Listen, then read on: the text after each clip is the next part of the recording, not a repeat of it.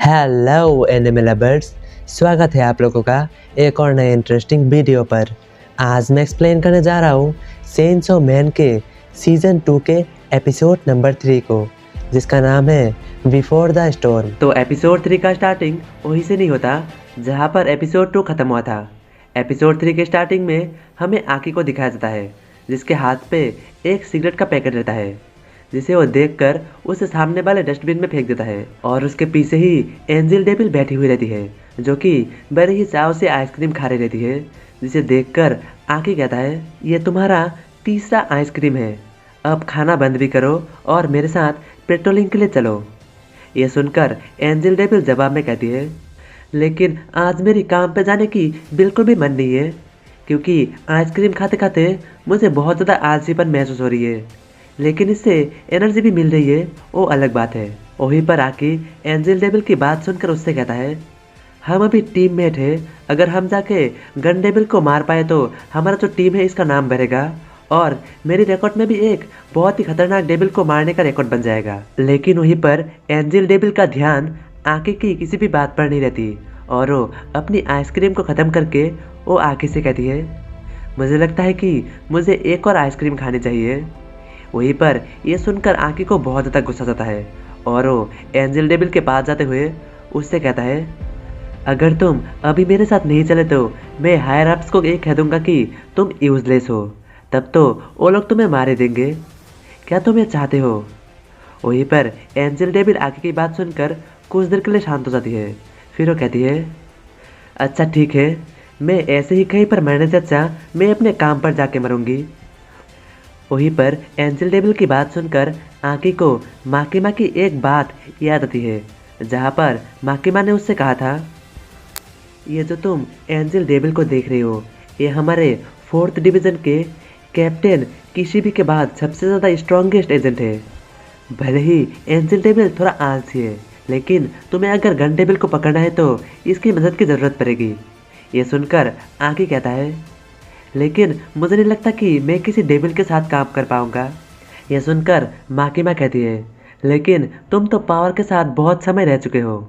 यह सुनकर आकी जवाब देता है, हाँ वो तो सही है, लेकिन आज सुबह ही हम दोनों के बीच लड़ाई हो चुकी है।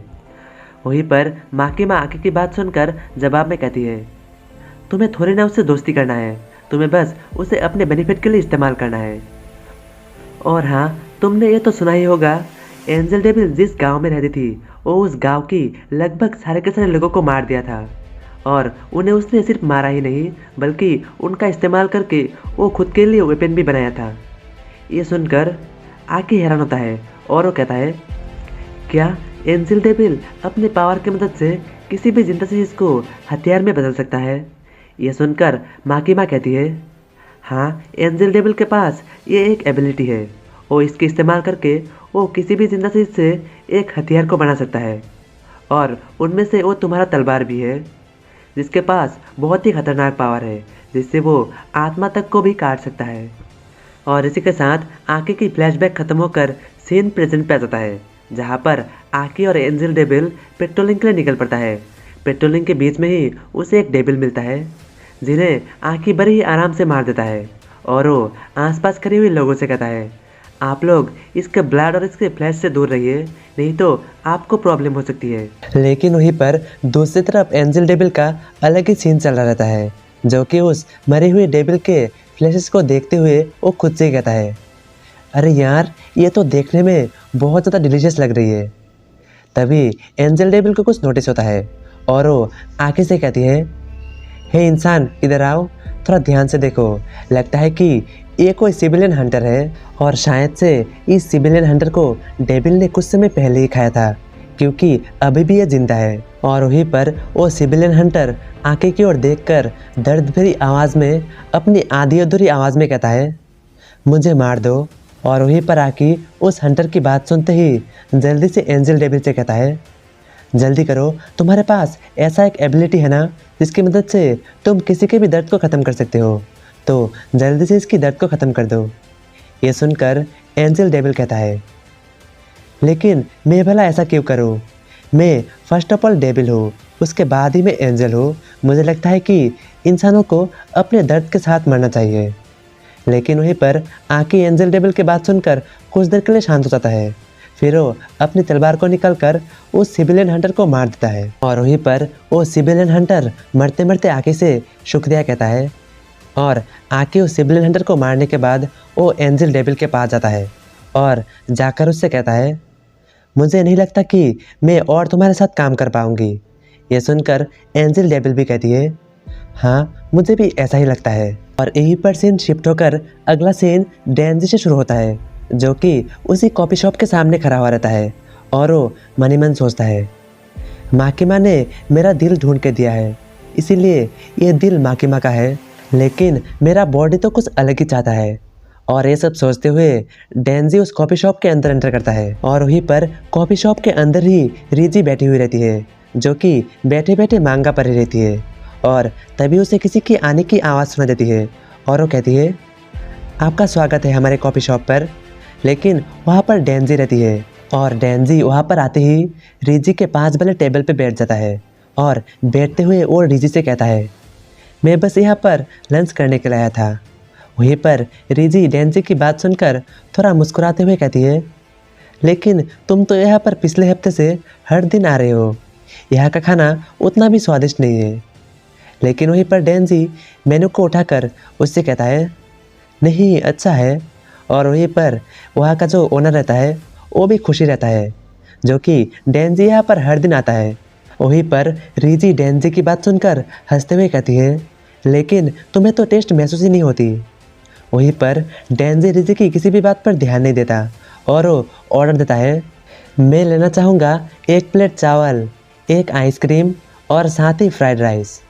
वहीं पर रीजी डेंजी को देखते हुए उससे कहती है, सर क्या आप मेरे टेबल पे बैठकर खाना खाना चाहेंगे? वहीं पर डेंजी ये सुनकर जवाब में कहता है, नहीं रहने दो, तुम तो वहाँ पर बैठकर पढ़ाई कर रही हो, अगर मैं जाके तुम्हारे साथ बैठ जाऊँगा तो तुम्हें पढ़ाई करने में डिस्टर्ब होगी। वहीं पर रीजी डेंजी की बात सुनकर उसे ध्यान से देखते हुए कहती है, तुम कभी स्कूल नहीं गए हो ना? तुम भले ही 16 साल के हो, लेकिन तुम कभी भी स्कूल नहीं गए।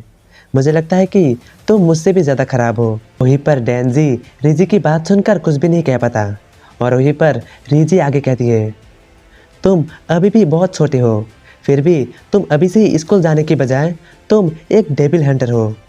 ये तो बहुत ज़्यादा रेयर है।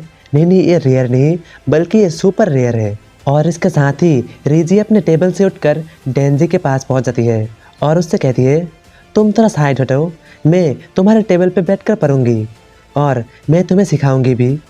ये सुनकर डेंजी जवाब में कहता है, क्या तुम मुझे सिखाओगे? लेकिन मुझे पढ़ना आता है, मैं तुमसे भी ज़्यादा अच्छे से पढ़ सकता हूँ। ये सुनकर रीजी हंसते हुए कहती है, तुम नहीं कर सकते, मुझे पता है, इसीलिए मैं तुम्हें सिखाऊंगा। और ये कहकर रीजी आके डेंजी के पास बैठ जाती है और उसके नोटबुक पे एक वर्ड लिखता है और लिखकर वो डेंजी से सवाल पूछती है, तो अगर तुम्हें पढ़ना आता है तो तुम इसे पढ़ के बताओ। ये सुनकर डेंजी कहती है, ये तो बहुत ज़्यादा आसान है, इसे बॉल कहती है। ये सुनकर रीजी हंसते हुए कहती है, ओ अच्छा, तो तुम पढ़ सकते हो। ये सुनकर डेंजी कहता है, हाँ ये बॉल ही एक वर्ड है जिसे मैं पढ़ सकता हूँ। ये सुनकर रीजी ज़ोर ज़ोर से हंसने लग जाती है और हंसते हंसते उसके आंखों में आंसू आ जाती है। और वहीं पर डेंजी रीजी को बस हंसते हुए देखते रहती है और देखते देखते वो खुद से कहने लग जाता है, काश मैं भी रीजी के साथ स्कूल जा पाता तो लगता है कि ये बहुत मज़ेदार होता। और वहीं पर रीजी डेंजी की ऐसी बात सुनकर वो उसे ध्यान से देखने लग जाती है और वहीं पर रीजी की नज़र को देखकर डेंजी खुद से कहता है, अरे यार ये मैं क्या बोल रहा हूँ।